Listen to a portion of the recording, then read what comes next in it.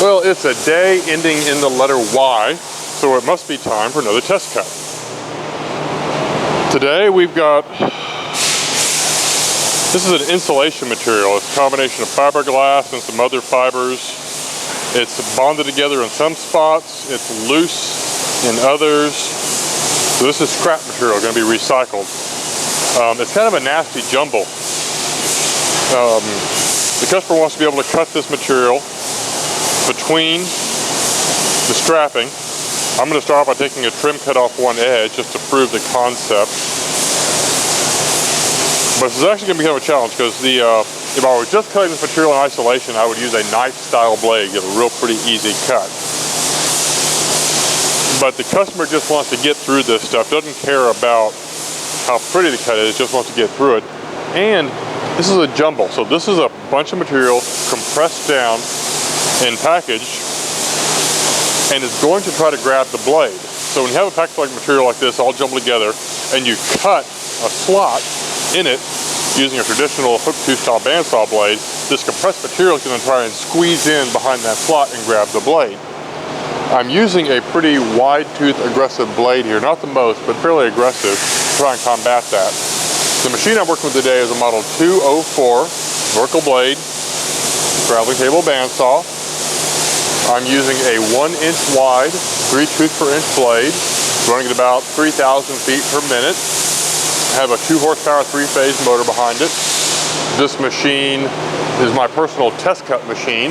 I have it set up with a laser guideline light, which is very useful for indicating where on the workpiece you're going to cut. It's also useful for indicating where you don't want to cut. For example, if your hand is here and the red light is on your hand, you really want to move your hand before you make a cut.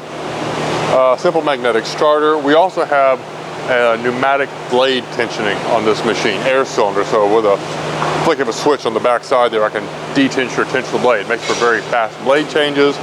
It's also great for properly tensioning bigger blades like this one. So I'll set up the cut and then zoom in so you can better see the process. I have not cut this material yet, so I'm going to be learning as I go. Little workpiece fence here, magnetic, just set up as a stop. Run the workpiece up against it.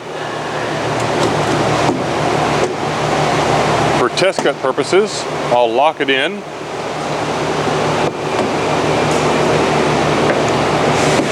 With some magnets.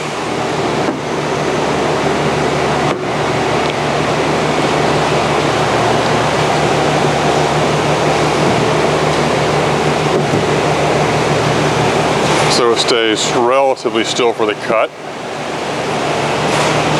The other disadvantage of this jumble is you don't really have a flat side. No matter how you set it down, it's going to want to wiggle. Machine has our crank style guide post socket, so I will raise the blade guide, upper blade guide, and the blade guard just above the workpiece height. This way I'm exposing the minimum amount of blade, so I reduce my exposure to risk. And also I have the minimum free length of blade between the guides to help stabilize the blade when I'm making a cut. I'll zoom in a little bit now for the cut process.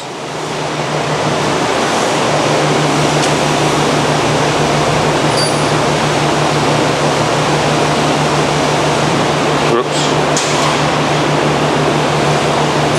You can probably tell I've never been to film school.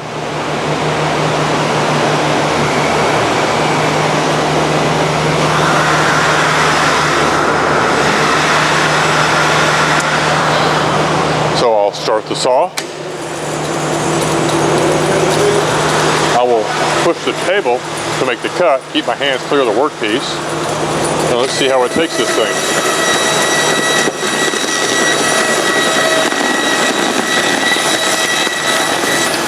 Oh, you're right, I've got to turn on the dust collection system.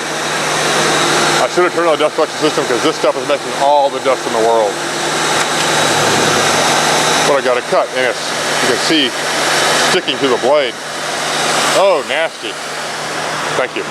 Wish I'd thought of that.